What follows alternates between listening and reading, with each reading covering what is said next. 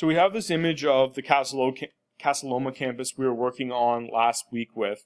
And so today we want to work on applying a texture to one of these walls. I will say it does work on the angled walls, but it doesn't work as seamlessly. So the angled walls, you may want to be using a bit of a different approach, but I'll show it to you anyways.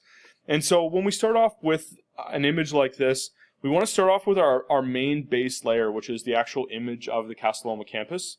And to start, what we want to do is we want to start by using the magic wand tool, because it's the best way to get us some function. And you can see how when we use the magic wand tool, it's actually selecting quite a bit too much. And so now what I can do is go to the polygonal selection tool and lasso tool. And what we can do is I can hold the Alt key, and what I'm going to do is just go around this figure that is here. And by using the Alt key, I'm deselecting this area. And obviously, if I'm going to really do this, I'll zoom in a little bit more and obviously crop a little bit better. But I will zoom in a little bit. And so on, looks like on this George Brown kind of color part here, it looks like we're missing part of those little color parts. So I'm just going to crop like that. And then on this actual George Brown logo, it looks like it's actually grabbing the bottom of that logo. And so what I'm going to do is the same thing there, holding the Alt key and using this tool. And I'm going to select in here and remove that part of the selection. And you can see up here on the windows, this part actually is decently easy because we can just go right across.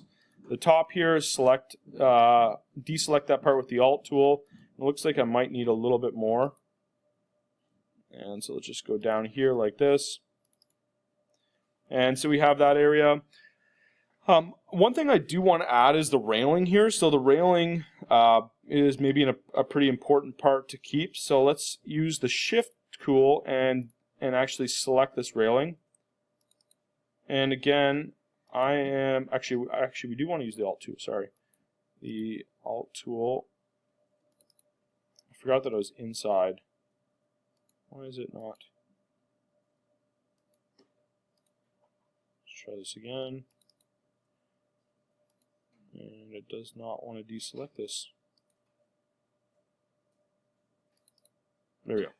So now we have our objects deselected and selected in a proper way. We have the railing, we have this wall, and what we want to do next is we want to apply a pattern. And so the first thing to do is we actually want to create a pattern.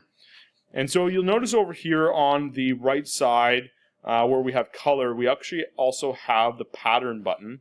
And this pattern button is a way to take these images that you find online and apply them in a place or put them in a place where you can reuse them. So as you can see here, I have a couple different wood textures, and I'm just going to hit Control Z for a second here.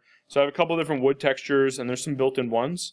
And so let's just say we want to go online and grab a texture. So this is a website called SketchUp Textures. I'm not necessarily recommending this website, but it's just a website I use. You can create a free account and download them. It's fine. They do have paid ones. You can get copies of these more high-res ones. And I think their paid account's really cheap. It's like $20 or $30 a year or something. It's very reasonable for what it is. So we can go in here and we can find some sort of texture. We can go to wood, tile. Maybe let's do a tile one. Maybe that'll be cool. Let's go to some stone tiles here. And this website does have ads on it. So let's just find something. And so maybe we want some kind of more kind of granite looking kind of tile pattern. And let's maybe pick something like this here. And if you go down here where it says free user download, we'll click download and it'll download this image. And so when we download this image, it's going to download it in a zip file. You'll notice here that there is sometimes two images. And so these two images one is what's called a bump texture. And so the bump texture is essentially kind of what it sounds like. So it's providing depth to that texture. So otherwise the texture would be flat. This doesn't really apply that much to Photoshop, more so applies to SketchUp and different rendering software. And so when we open up these images or we click them, let me turn on my preview here. Let me see if it's going to let us preview. Okay, let me just extract this first, and then we'll preview it. So if we click on these, you can see one is white, just completely straight white. One is our actual textures. So this white one, really what it's doing is it's highlighting those grooves, those grout lines, and those grout lines you can then change the actual amount that grout line either is in or outwards when it comes to rendering tools. So again, it doesn't apply to us too much right now, but it is a good tool.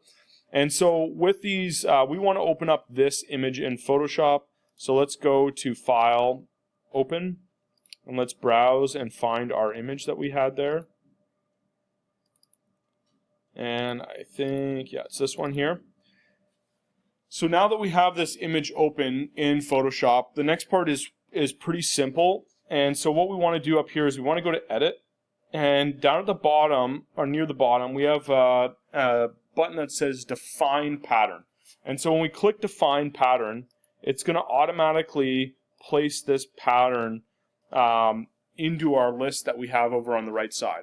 And so for me, what I will do with an object like this is I'll largely keep a lot of the name, but I want to start with what's important. So this is actually a stone.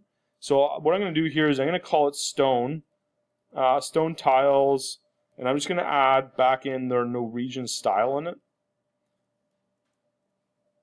But I always try to name my materials based on what they are. So stone, wood, whatever. And so personally, one thing I actually do is I use a coding system.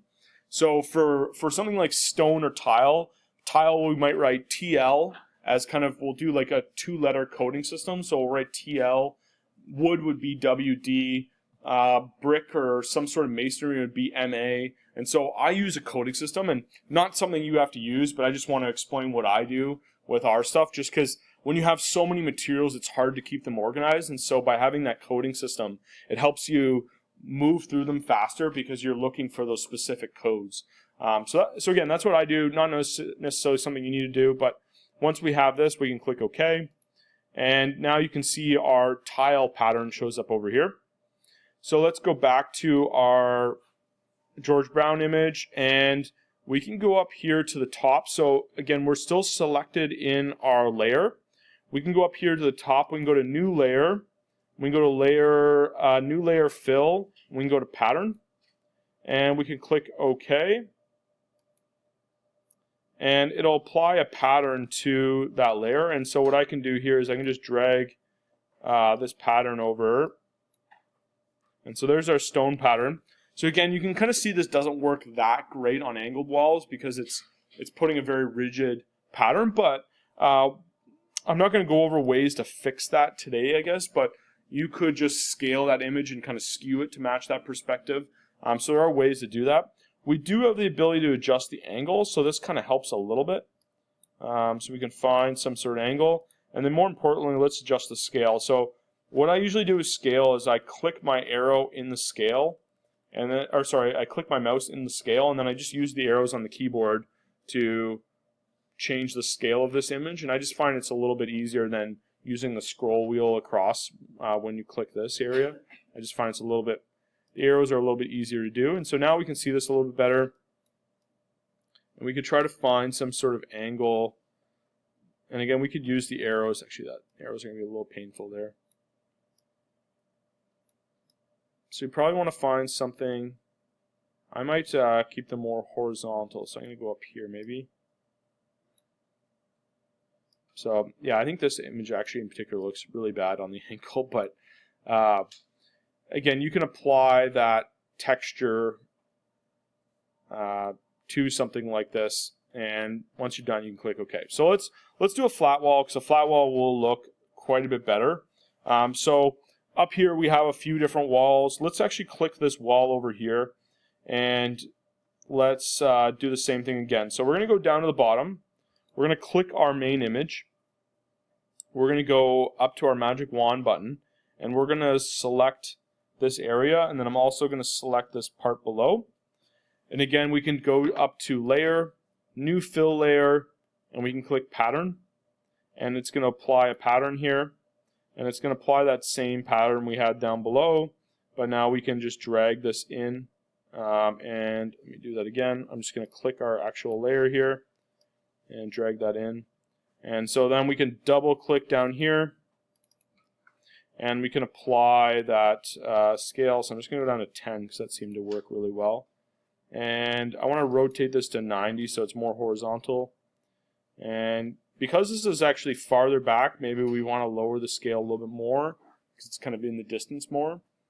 So up to you how you want to do that. We can increase the scale, and so that's kind of how to apply a pattern to various objects. The next thing we can do is a very similar exercise, but it's for windows. And so when we have a window, and let me just go back to the slides for a second. So when we have a window, when we look at the physical glass, typically when you see glass, especially in real life, it does look clear, but the reality is there is often a little bit of shading or a little bit of opaqueness to that glass. And so by adding a slight gradient, that gradient really helps us make that glass look real versus it just being, just transparent. I mean, from my perspective right now, looking at the front, the door into the classroom here, the glass beside it, you can see how there's a bit of a glare on that glass, and that's almost what this gradient tool is kind of doing. It's kind of just obscuring it just a little bit. And so if we use that same approach, we can use the magic wand tool, and let's go back down to our main layer, and we can select a few of our images. And the one thing I'm just going to show you is as I move along here, I'm going to select the first one, hit the shift key, and as I move along, you're going to see that it's probably going to try to grab more stuff when I think I get to this one. So it grabs a whole bunch of more stuff. And so again, we can use that same polygonal tool to, let's actually use the Alt one, and we can deselect this area. And I used the wrong button, I think. Yeah, I did. I think I was holding shift when I started it. So do your best to, get this to be as accurate as you can. And we can deselect that stuff. And kind of the same approach to this one. So before we do anything, we want to go in here and select a color. And so I just picked some sort of blue. Glass is often green as well, as much as you might not think it is. It is. So we can find some sort of kind of greenish color. And I'm going to pick something a little bit more muted, not something super vibrant. So that's kind of why I'm in the place I am. And so we can go up here to this and really do the same approach. New fill layer, and we can go to gradient. And we can click OK. And it's going to apply this gradient here. And so we have some control over this gradient. So we can change the angle of the gradient. So I'll probably keep it something around 90. And then we can reverse it so we can have the gradient at the top. And once we click OK, the next thing we want to do just to finish off this gradient is we want to adjust the opacity, because we don't want it to fully cover that image. We just want it to add a little bit of hue to that image. So picking something around 30 to 50% is probably what I'd recommend. Is you just want to have a little bit of hue, like a little bit of opaqueness to it. You don't want it to be fully white or not see-through for that. So that's how to apply patterns, and that's how to apply gradients to windows. When it comes to your project, you obviously have those windows that are facing into the kitchen and dining room. The one thing I talked to a few students about last class is once you add this gradient, it really doesn't do a whole lot because there's nothing behind there. And so when it comes to those images, what you could do is grab a picture of a dining room, a picture of a kitchen, a picture of a living room, and you can overlay or underlay that picture of that living room, kitchen, dining room behind those windows, and then add this gradient on top. So it looks like there's something in that space, but it's just images that you grab from some space online.